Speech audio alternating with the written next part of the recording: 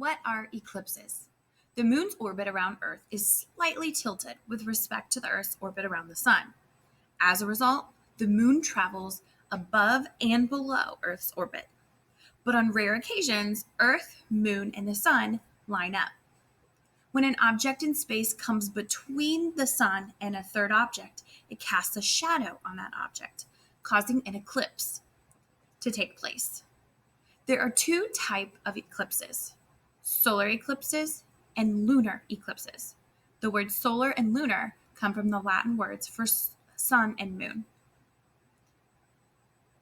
Solar eclipses.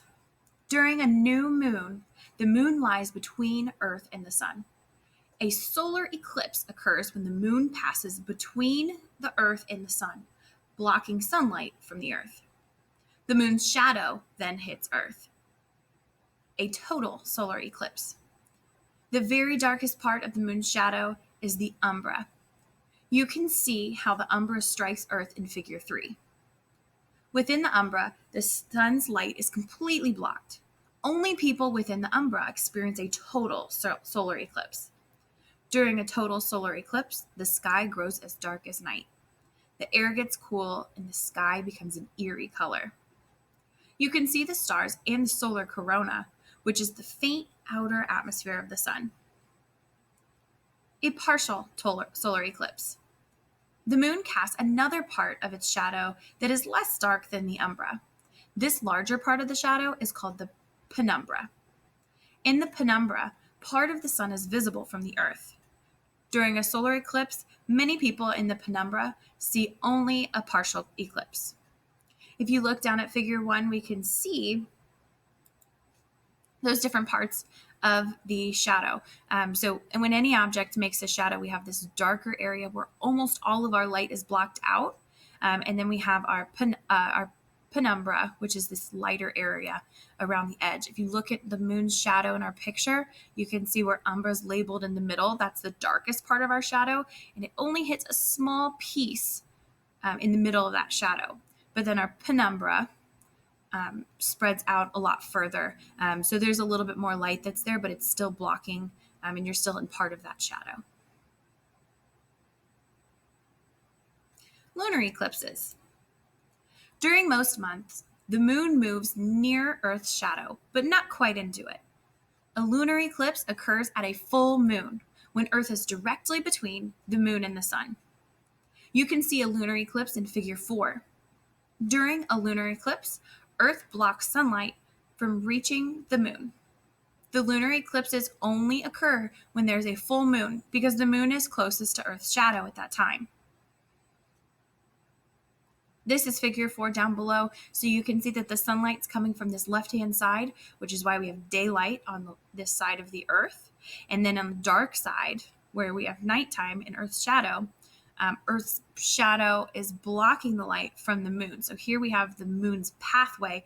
This is where the moon is going to be moving or revolving around the Earth.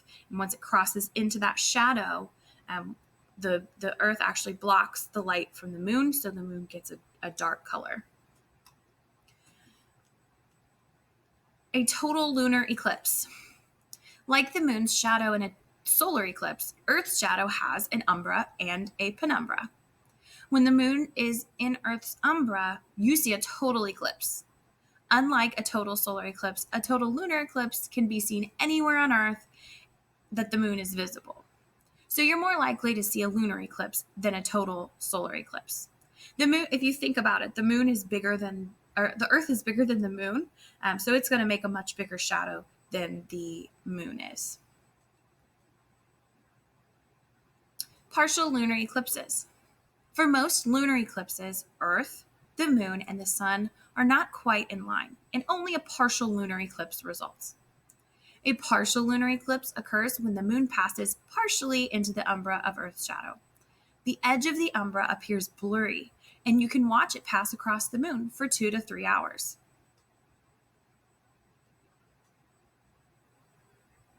So if we look over here on this left-hand side, the moon moves across Earth's shadow. A total and partial eclipses occur.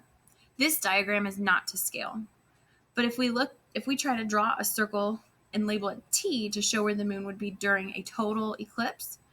We could draw 2 showing where we'd have partial. So I'm going to get my little tool here. And if we look at, this is our umbra, we can see this big dark area. This is going to be where we would have a total eclipse. This is where we are completely in that umbra or that darkest part of our shadow. But we're only going to have a partial eclipse as it passes through. It doesn't want to let me draw.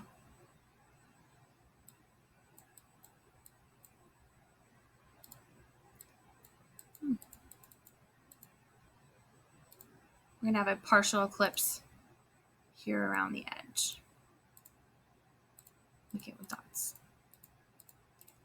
Okay, so right here we are in the penumbra, that lighter area. That's where we're going to see our partial eclipse.